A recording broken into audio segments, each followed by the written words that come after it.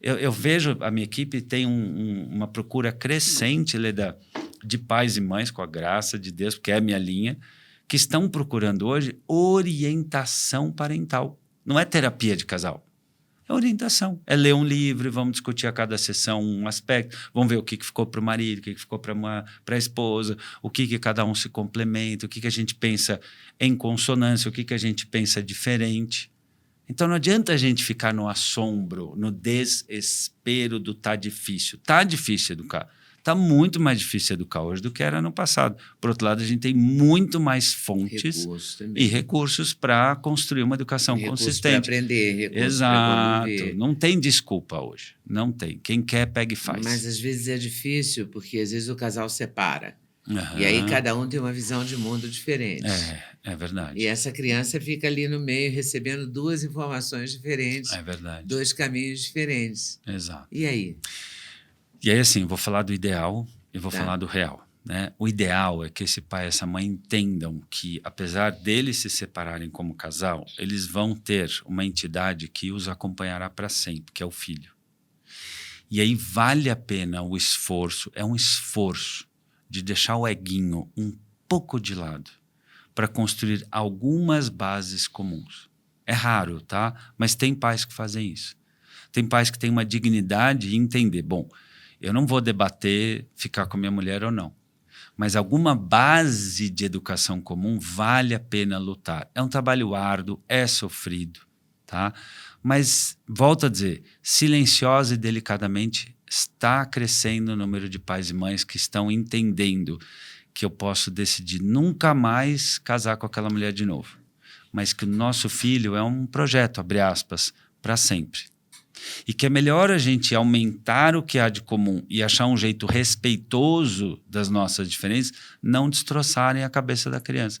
Porque quando começa a ter, né, que é muito comum, o pai deixa, a mãe não deixa, é mais difícil. Às vezes tem na própria casa. Sim, com certeza. E tem aquele jogo de empurra também. Tem. Que é assim, fala com seu pai. Isso. Né? Eu deixo, agora não sei se seu pai deixa. Isso quando não tem a desautorização, né? Que assim, o pai fala que deixa, a mãe não deixa, daí o pai vai no sacolão e deixa, mas não fala para tua mãe. Isso é uma coisa muito ruim.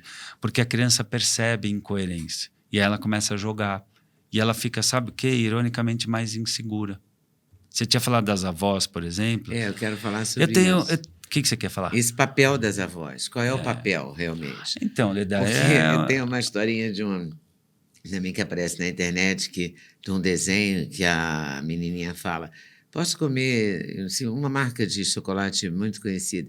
E a mãe diz, não, faz mal, porcaria, não. E aí ela pergunta para a avó, pode, minha netinha? A avó tende... É um sentimento muito, muito doido, eu acho. Sim. Porque eu não pensava, eu sempre me achei durona, assim, achei que eu não ia sucumbir à vovosidade, digamos. Mas sabe assim. por que via disso? Eu sucumbi, eu sou completamente apaixonada. Eu tenho certeza. Isso é bem comum e tem um motivo neurológico para isso. Ah, é? Depois dos 60 anos, o cérebro fica mais soft mesmo.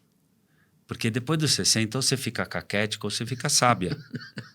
Simples assim. Pega as tuas amigas, ou são umas caquéticas, chata, ranzinza, rabugenta, ou a pessoa fica fofa, porque ela percebe que o corpo já não tem a mesma força.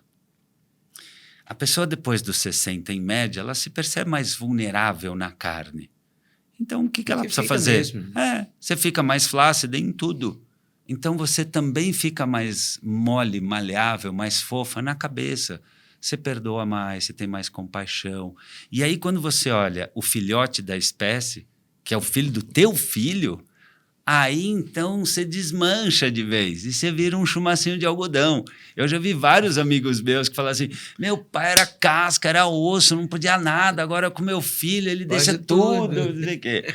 Então, eu diria assim, na minha percepção, e não é nenhuma verdade, mas é o que eu digo como psicoterapeuta, vale observar quem é esse pai e essa mãe e ter, dentro do possível, alguma lealdade. Vou dar um exemplo. Puxa, a criança está obesa. E aí o pai e a mãe estão fazendo uma dieta, a criança está pulando de esporte em esporte, ou seja, tem uma questão de saúde para essa criança.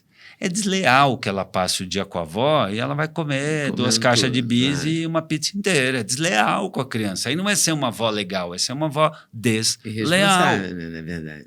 Agora, que o lugar da avó, do avô, é um lugar de um tanto mais de carinho, sim. Mas eu vejo que o mundo hoje, Leda, está tão mais complexo, está tão mais perigoso em alguns sentidos, que não dá mais para ter aquela ideia no automático de o pai e a mãe educam e a avó estraga, porque o pai e a mãe de hoje está cansado, o pai e a mãe hoje muitas vezes está viciado em tela, o pai e a mãe hoje estão culpados, endividados, o pai e a mãe de hoje muitas vezes não sabem mais por onde seguir e aí entram facilmente no não sei mais o que fazer, deixa para a escola.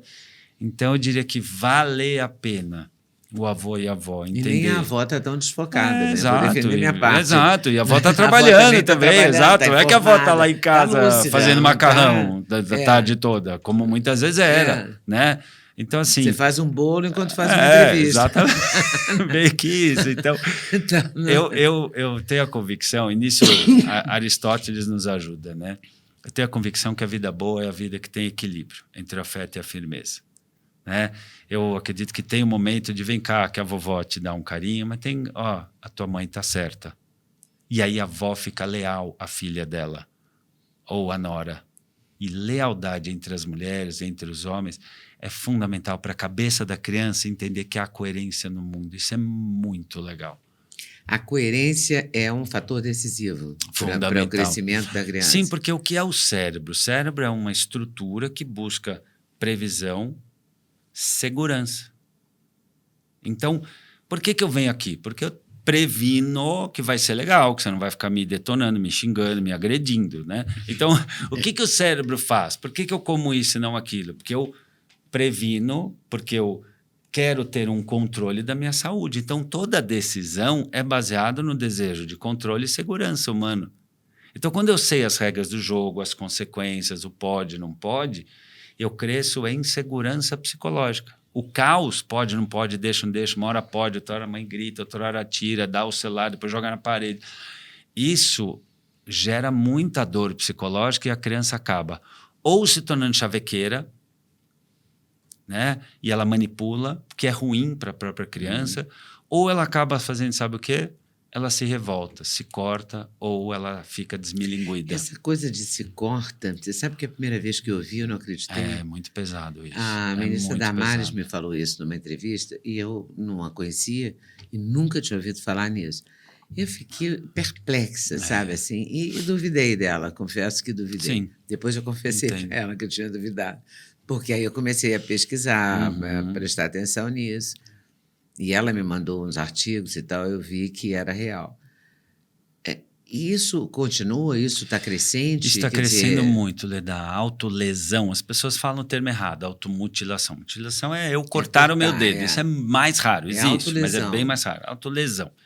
É uma dor emocional muito grande, ou por um ambiente muito autoritário, pesado, ou por visualizar alguma cena para o pai ou a mãe traindo um ao outro, alguma cena muito pesada, bullying, agressão física, abuso, vivido pela criança ou por alguém muito próximo, abandono, alguma dor psíquica que é difícil de falar ou que eu nem sei o que eu estou sentindo.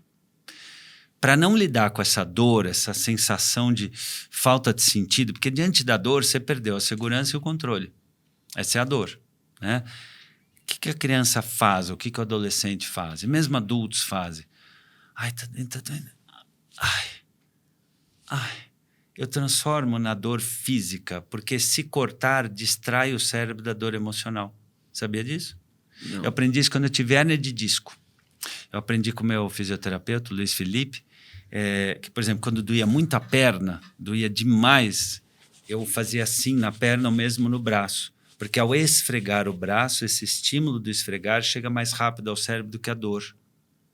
Então, calor e esfregar, por exemplo, e isso aqui é uma forma de esfregar mais contundente, é uma forma de distrair o cérebro de uma dor difusa.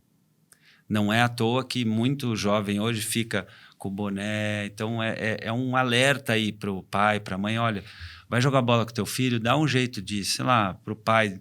olha teu filho se trocando, vê como é que está o corpinho dele, vê se ele está se colocando bem, seja numa sauna, num vestiário de futebol, a filha também.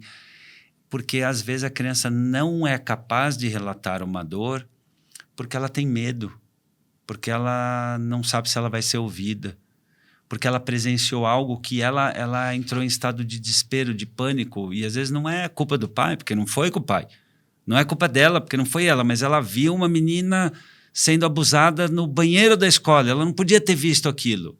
Ou ela viu um professor humilhar um aluno, e aí o menino entrou em pânico, e ele não pode falar para ninguém porque é o professor dele. A gente vive um mundo muito violento, e a criança não sabe o que fazer com aquilo, e ela se corta. Então, é uma questão muito complexa, tá? E por isso que as escolas precisam ter trabalhos voltados a acolhimento, canais de denúncia de violências. Os pais precisam ter pelo menos 1, 2 refeições por semana, tá? No mundo ideal seria todo dia, mas 2, 3 refeições com as crianças para ter um pouco mais do olho no olho, Leda. Gostou do corte? Então assiste a entrevista inteira. Tá lá no canal Leda Nagli, todinha para você. Vale conferir? Com certeza.